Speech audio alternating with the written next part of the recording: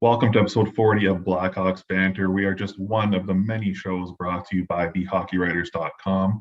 Be sure to subscribe to our YouTube channel, find us across all of social media, and on your preferred podcast network. My name is Shaun Filippelli, and joining me for tonight's show is Gail Kauchak, Brooke Lofurno, and Greg Boysen. With the offseason in full swing, let's get into discussing how it's going in Chicago. First things first, I know I was personally very happy to hear this news, and I'm assuming my colleagues were as well. Let's talk a little bit about Brandon Hagel, finding out that he is staying in Chicago. With him sticking around for the next 3 years with an AAV of $1.5 million per, I'm curious your guys' take on how that deal went and who you think won in that negotiation, whether it be Hagel's side or the Blackhawks side. Gail? Well, personally, I think it's pretty much a win-win for both sides. But if I did have to pick a side, I guess I would say that the Blackhawks won. A good starting point for Hagel's contract seemed to be $2 million for 2 years. So the fact that he actually got the Blackhawks got the 1.5 for the next 3 years, I guess that's a good thing. It gives them a little bit more flexibility, and then they're paying him a little bit less. But on the other hand, Hagel, it gives him the security of being around for 3 seasons. So it's a positive for him. So honestly, I really like the deal all the way around.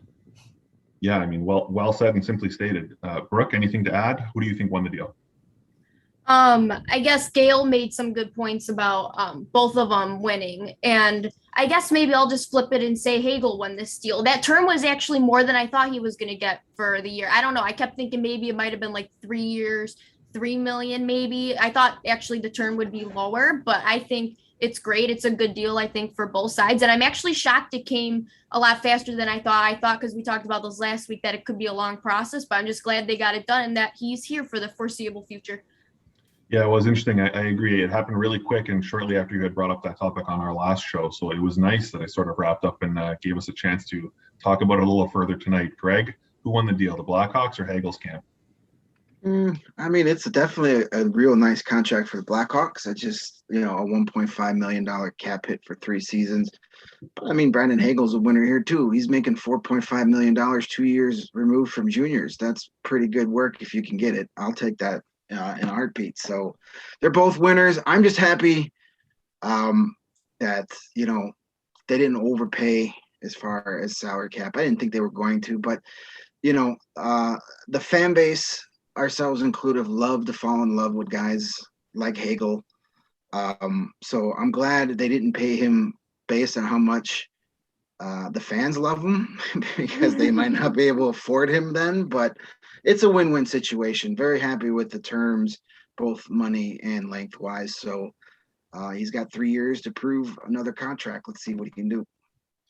Yeah, really well put as far as wanting to overpay him, because to be totally honest with you, when I saw the deal come through, I thought, wow, that's kind of cheap. But then that just feeds into your theory, Greg, because when you really look at the facts here, here's a 22-year-old who's barely gotten his feet wet in this league and has just signed a 3-year deal with one of the most storied franchises across the league for over $1 million a season. So nothing to frown about for sure.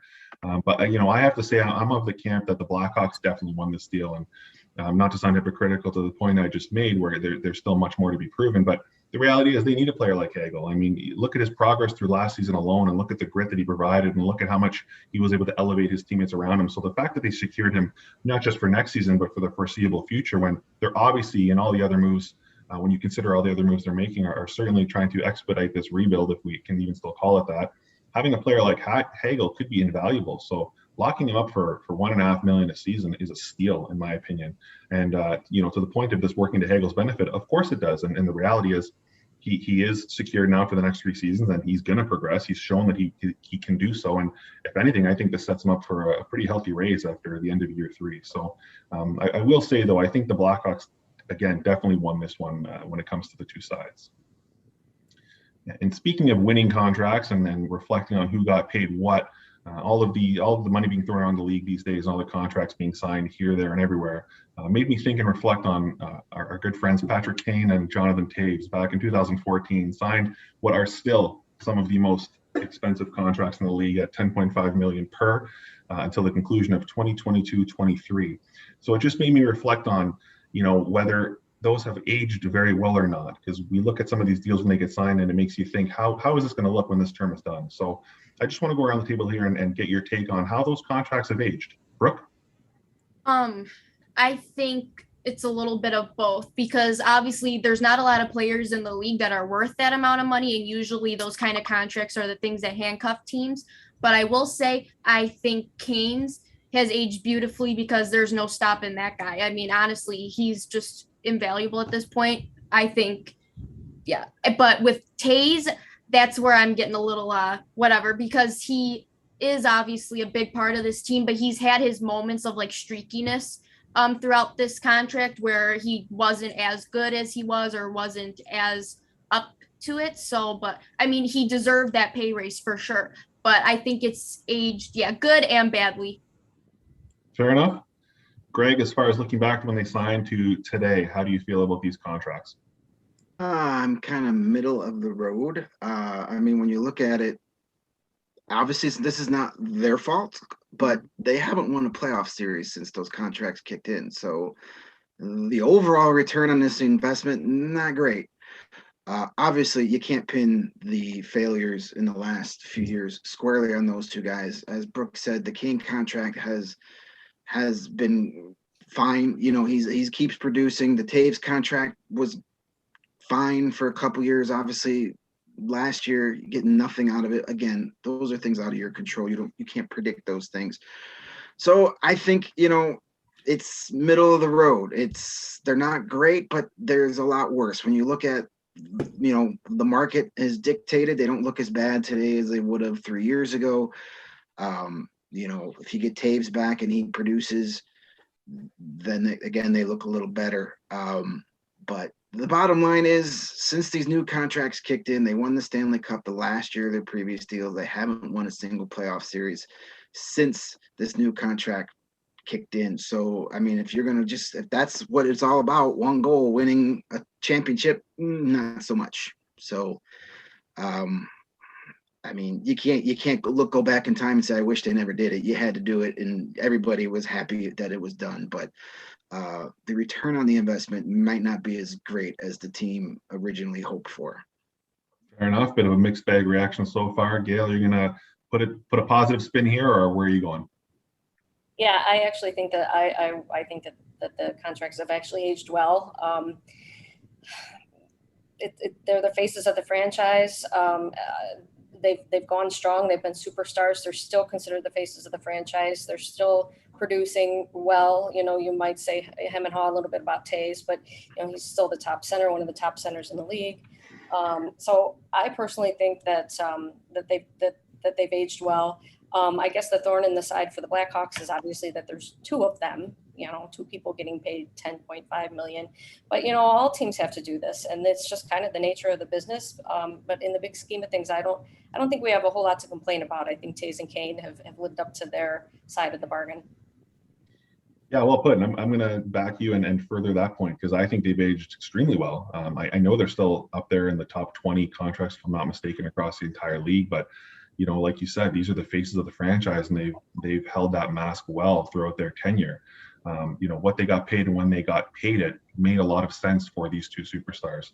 And it's interesting, Greg, I know you touched on, they didn't do much after that, but that kind of segues into a point I wanted to make, where it was sort of an interesting trend that was coming to an end when these two superstars signed on, which was that players used to get paid for what they did, and now they're getting paid a lot more for what we're expecting of them. So it was an interesting change of tides around that time. And I think it made a lot of sense that these two got paid handsomely and were worth every penny. And frankly, I think still are, because like Brooke noted, Kane is still doing exactly what we're expecting of him, and if not more, given that he just won't age. And Toews, like you've all touched on, it's out of his control what has gone on with him. And I know he's sort of had some up and down and streaky years, but the reality is when he's there, he's a presence, he's a leader, he's passionate, and it's unparalleled what he can bring to a lineup. So the fact that they were able to lock in these guys and that they still performed for that long of a duration and still are still as coveted as they are, to me means that these were a win, because you can look back on some other folks who have been paid even less than this and think, wow, that went south quick. But they've maintained their value in my eyes, and I think they still will through the duration of their terms. Speaking of players maintaining their value and who's going where and who's going to be looked at to produce, I want to talk about if we think there's any more moves up the sleeves of Stan Bowman and these Chicago Blackhawks. They've already been one of the busiest teams throughout the league this offseason with some major roster revisions to consider as they prepare for 2021-22. But if they were to add, not so much worrying about what they'd have to subtract, what position would you want them to focus on? Again, if they were looking to add at this point. Greg? I kind of think the roster is pretty much set, but if they were to make a minor addition, I wouldn't mind them focusing on that defensive forward, helps out the PK, kind of replacing what they've lost in Ryan Carpenter and David Kampf. With that in mind, I looked at the remaining free agents and yeah, no, there's nobody there you really want to add at this point. So maybe just if you're not going to be able to acquire somebody, to help with that aspect, maybe just help out the team in Rockford and add, some veterans who can score at the AHL level to help out those guys. That's me just being selfish because I have to watch that team a bunch every year and then they can't score goals to save their life. So make my life more exciting and get some guys down in Rockford. That's a good point. I mean, it gets overlooked often. So good note. That roster still needs to be filled out. Absolutely. Gail, if we had to focus on one area to still add to these Blackhawks, where would it be? I don't really think that they need to add much. I'd like to see them sign Alex Nylander. I guess that would be the only addition. I guess the thing that makes me a little bit nervous is how they're going to stay under the cap. And I know that Bowman says that they really don't have to make any moves, but it seems a little bit shaky that they're, dipping way into Andrew Shaw's long-term injured reserve. And that's not always really easy to utilize, throughout the season and off-season kind of thing. So I'm a little bit unclear as to how that's all going to work. I wouldn't, the names that were brought up were Calvin DeHaan that might still get traded, or Dylan Strome. I'd like to see him keep DeHaan, defenseman DeHaan. I think he would fit in really well with this regrouped, reconfigured blue line. I guess maybe trading Dylan Strome might be another way to go to basically just give them a little bit more flexibility. If they had his $3 million, to work with, that would be a nice cushion for them. And let's face it, I do think that they really are kind of, they have a lot of forwards. And so maybe he could be somebody that could be expendable. That's not really adding, it's more taking away, but that's kind of what I'm piecing together right now. Yeah, hey, fair enough. And, if they're going to be doing any more adding, they're obviously going to need the financials to support that. Brooke, if there's going to be any area to focus on, if they're still going to be looking to add at all, where would it be? I'm dying though, because every week we're like, okay, guys, we got to trade Dylan Strome. It's just got to happen. I think we mentioned that every single week. So I'm dying, but I would say scoring. I don't know what it is, but we added Tyler Johnson. Obviously that could help too, but this was the same roster that had a lot of problems scoring last year, still with Patrick Kane and DeBrincat and Kubalik. So if I were to make any moves, that's what I would probably focus on, but there's not really anyone on the free agent market that could probably help that. Maybe though trading Strome would help that. Maybe we could get a valuable asset for him if someone thinks very highly of him because he's got some history to back it up. So if there was any move, I would probably focus on scoring. Well said, and I'm going to segue straight from your point into mine because I agree that if they're going to be doing any addition, it'll have to be to the forward group. I mean, they've obviously pumped up every area of this roster in any which way they can beyond anything any of us could have predicted. Adding players like Marc-Andre Fleury and Seth Jones alone is just bolsters those two areas of their lineup beyond recognition. So the forward group, as talented as they already are, and with the up-and-comers that are already in the system, the reality is clearly they're trying to expedite this rebuild. They're trying to expedite this plan. So, okay, infuse more scoring power. Make them line up and align with what you've done behind them. Obviously, I know I said that without talking about what you're removing and focusing more on what you're adding, but as Gail mentioned, you're going to have to remove something because there's going to be financial cap implications here.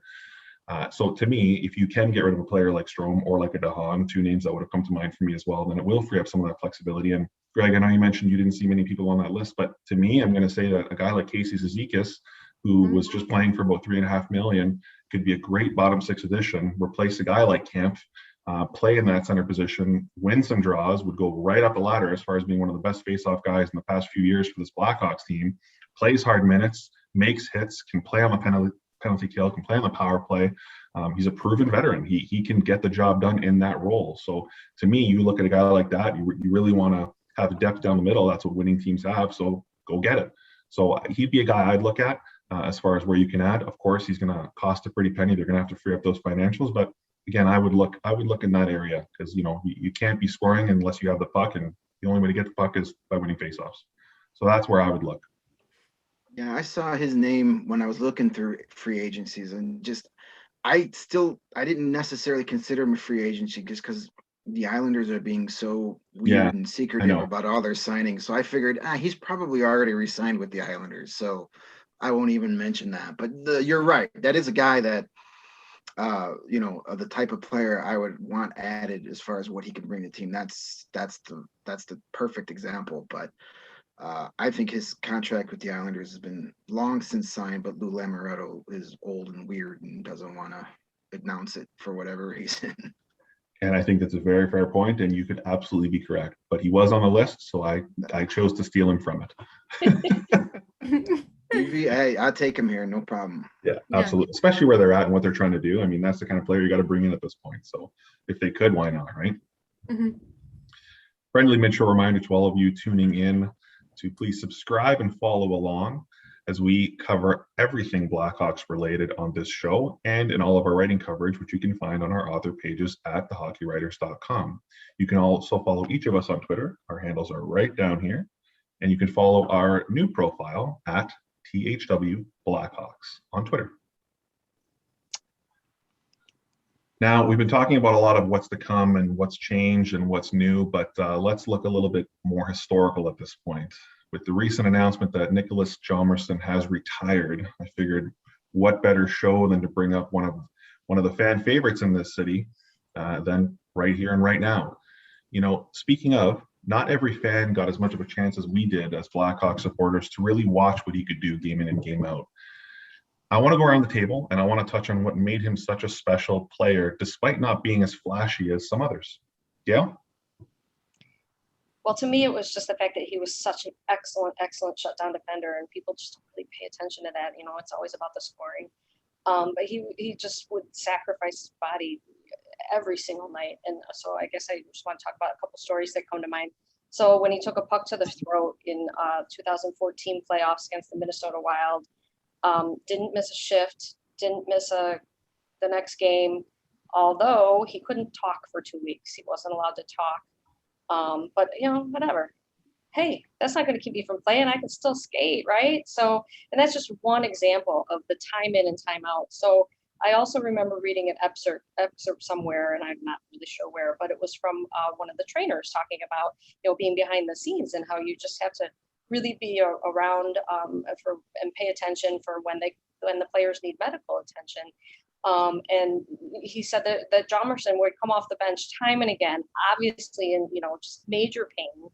And he never wanted medical attention, never wanted anybody to come to him. And of course, this trainer's like, there's a couple times when I'm like, I think I need to intervene here. And so he would go over to Hjalmarsson, and Hjalmarsson would basically be like, and he would tell him to, I can't say it on here, but basically swear at him and say, get the heck out of here. I don't need your help.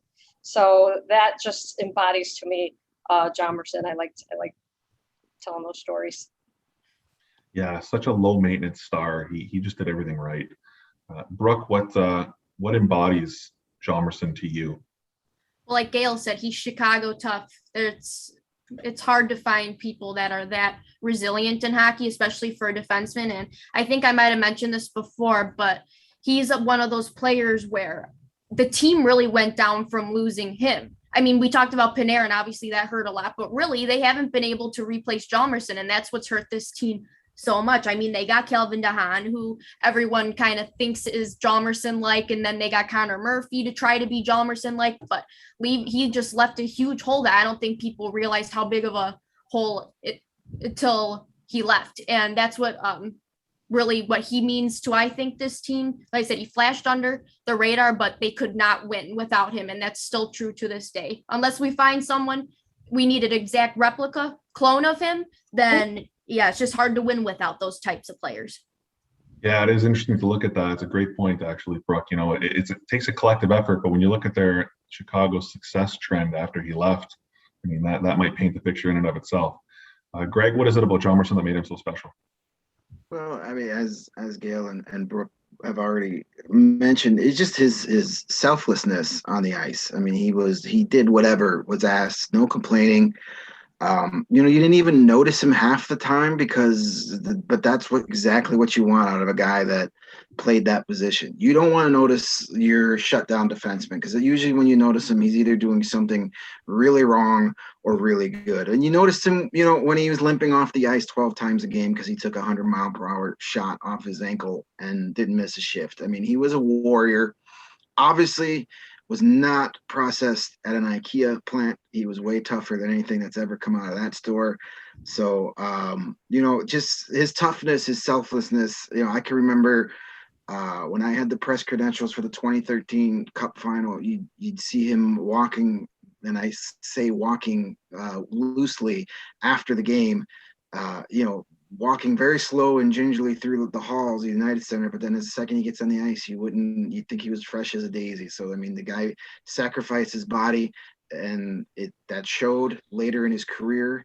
That style of play just caught up with him. And as we see a lot, and thankfully, I know the trade stung and nobody wanted to see it happen, but fortunately that was one of the few that actually kind of worked out in the Blackhawks' favor as we got Connor Murphy back and Hjalmarsson continued to decline because of the way he played for all those years here. His body just told him enough is enough. So that one actually worked out well for us as much as we all want him back here. But the Coyotes version and the Blackhawks version, kind of two different guys there. So,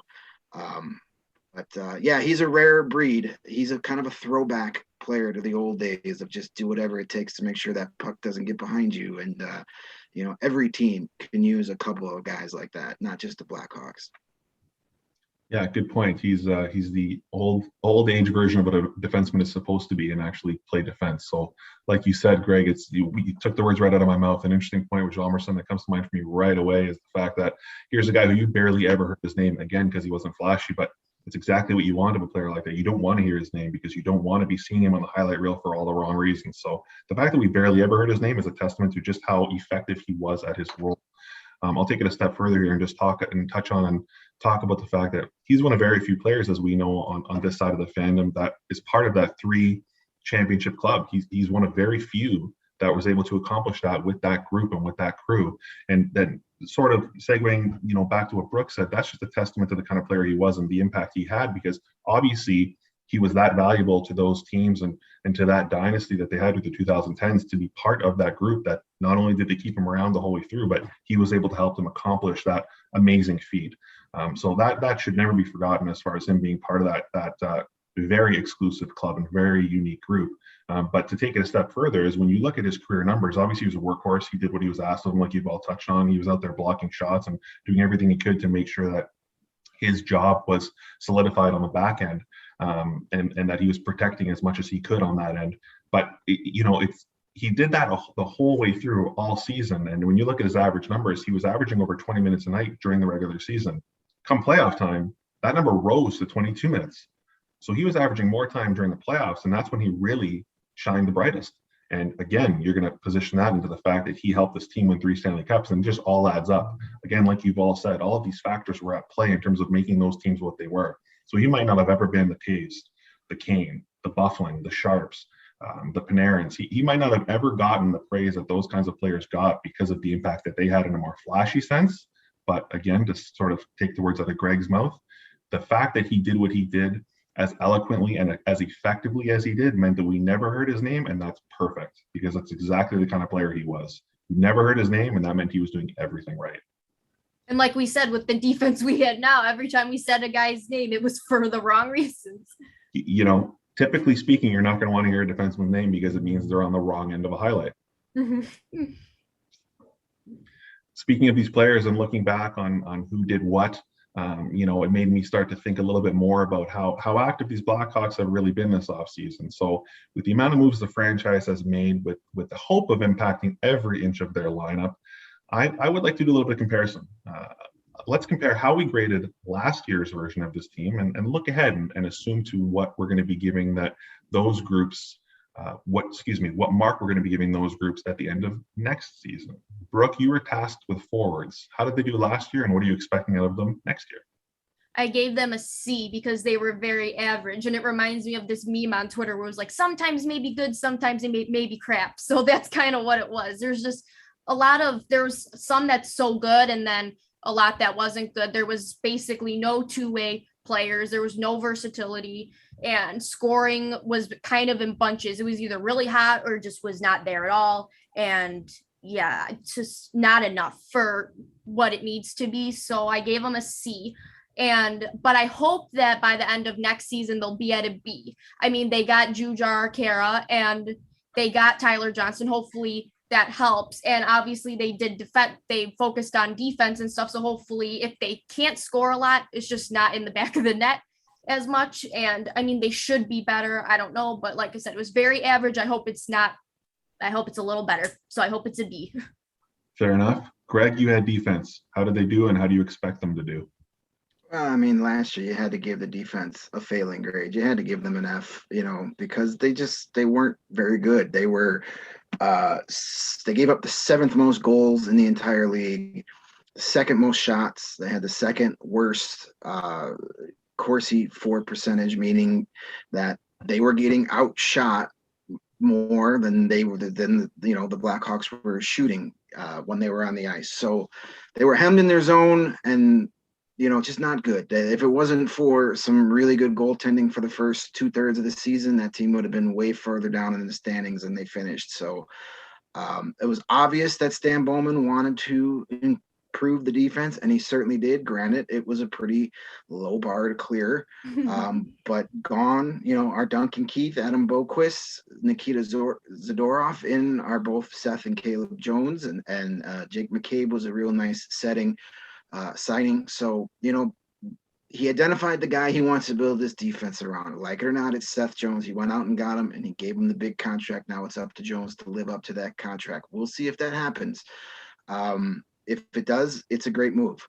So the back end is better. They're more athletic. They got a little more size. They're better defensive minded than they were a season ago. Maybe it'll be allowed to allow some of those younger guys like a Bodine or a Mitchell to spend the entire season in Rockford and get that development that they probably should have had last year instead of playing at the NHL level. So the roster is better. Gave them an F last year. I would say let's take some baby steps. Let's crawl before we walk. And I'd be thrilled if they got a C. If they went from being one of the worst defenses to league average, that would be a huge step in the right direction. I just don't know if that's going to happen. But I'll let Gail talk about that. She got coaches. I don't know if the coaching staff can even, with the improved defense, we'll see. If they're used correctly, we'll see what happens. So I don't want to take away from Gail's chore here. Well, that will definitely matter, and that's a great segue. So let's go straight to Gail and see what she thinks about the coaches. All right. Well, I like the way that you gave me the coaches, since I'm probably the one of the 4 of us that's been the most optimistic and positive about the coaching. I can't even imagine what this would be like if Greg was tasked with this assignment of coaches. I would be spitting out facts. All right, here goes. So I guess I'm going to say for this past season, I give the Coach Colleton and company a C. Colleton is well known for working with the youngsters, and I think that he's done a really good job with that. He communicates with them, he gives them feedback, he lets them know what to expect. And many players really have raved about his guidance. So he's got that. He also, let's face it, you guys, he took a hodgepodge team, one that was missing its top 2 centers, was weak on defense, it was unproven in goal, and there was some unexpected success. Now, granted, it did kind of peter out. They weren't able to carry it through for the entire 80. Well, there was only 56 games, last season. So carrying that for a full season is definitely something that needs to happen. But let's, okay, so, I'm sorry, did I say I gave him a C for last year? So this coming year, as we've all talked about already, definitely a much improved team. So I really do think that this is kind of going to be a make it or break it season for Colleton, he definitely is going to have to step up to the plate. Now, I think that he will. I think that he's got a lot more consistency. He's got a lot more options to work with this forward lineup. So hopefully he can put that together. The thing that bothered me, and I'm sure bothered all of us, is his stubbornness with sticking to this man and a half defensive zone when he really probably didn't have the personnel for it. But now this year, he probably does have the personnel for it. It's much improved defense. So can they make that better? And of course, how can you go wrong with Marc-Andre Fleury mentoring mentoring Kevin Lankinen? So I'm hoping for a B for this coming season, and it's got to be a really solid B. It's got to get them to the playoffs, and it definitely has to be a B with, okay, we're really expecting that this is going to grow with some room for improvement, because if it doesn't, I really do think that this could be Colleton's, that could be his ticket out. Yeah, I think you've hit it on the head. Very well said. The reality is he's been handed everything that he possibly can, and then some, to do something with this roster. So it'll be very interesting to see what Colleton's able to pull together, and how he can get the best out of this crew now that it's not just, full of unproven youngsters that he can sort of excuse away based on their inexperience. I mean, he's got some players in there now that should be able to win if he can put them in a position to do so. And you touched on one of the most important players, in my opinion, not to be biased. Shockingly, the goalie picked the goalies to grade, but I did have them. I gave them to myself, rather, to look at how they did last year and what we can look forward to next year. To me, through 2020-21, I have to give them collectively a C. Greg touched on it. They had outstanding goaltending for a good 2/3 of the season, and obviously most of that was Kevin Lankinen and his impressive rookie season. He seemingly came out of nowhere, other than Greg's mouth early on in the season when he said he expected to see him come into the net at some point, and he certainly did and stole the show. Whereas on the other hand, Colin Delia, Malcolm Subban came out the gate quite slow. Their numbers ballooned quite early, where Kevin Lankinen was just tearing up the league. But then throughout, everyone kind of balanced out. Lankinen came back down to earth. Delia finally got a chance to redeem himself. Subban was sort of in the middle somewhere. So by the end, there wasn't much to be impressed by, but they were getting the job done as best as they could given what was in front of them. So that's how I can justify a C. Could have been better if Lankinen could have maintained, but I don't think anyone could have expected, nor should they have, him to have done what he was doing that early on. As far as next season goes, I mean, look, you brought in a future Hall of Famer. You brought in Marc-Andre Fleury. This guy is a proven winner, wins everywhere he goes, always has a smile on his face, always wants to work, always wants to be in the net. Mid-30s, still wants to play as much as he possibly can. I don't expect that's not going to be the case in Chicago, and I think he will be in the net quite a bit. And if anything, we should be thankful for that, because if they are going to turn the tide on this rebuild, he's the kind of guy you want back there helping them do so. Obviously, I wasn't in favor of this deal from the get-go before they got him, because frankly, it didn't seem to align with their rebuild. Well, all the other moves they made make it seem like that's a silly word to be using at this point, because they're not rebuilding. They're just adding all of these pieces to see what they can get from it. And frankly, what they're going to get out of Marc-Andre Fleury is going to be great goaltending. His career numbers prove that he's going to help the Blackhawks goaltending numbers improve in the best ways possible. And as a nice bonus, with Lankinen having less of a workload, I expect us to see him shine on more occasions than he was able to as last year teetered off, because he's not going to be as burnt out. He's going to be a fresh Lankinen. As Gail said, he's going to be mentored by Marc-Andre Fleury. We're going to get the best out of both of these guys all season long. So if all of the other areas of their game, from coaching to defense to forwards, can pick up and do their job, I suspect we're going to see the very same out of Fleury and Lankinen, and I'm going to give them an entire grade higher at a B by the end of next season. And we really don't expect much. We're just hoping just for a 1-letter grade difference. Really, that's it. Yeah, that's all you need, right? It's like when you go to your prof at the end of the year and just say, "That's all. Just help me with that 1 grade," and then we can get into the playoffs. Then who knows what happens, right? Right. Yeah, exactly. And with a full grade improvement, all joking aside, that's obviously a step in the right direction. So most of us said at least that much. Obviously, Greg is hoping for a little more on the defensive side, and I couldn't agree more. And on that note, that will do it for another episode of Blackhawks Banter. Thank you to Gail, Brooke, and Greg for joining me, and a special shout out to all of you for tuning in and engaging on all things Blackhawks. Until next week, take care, folks.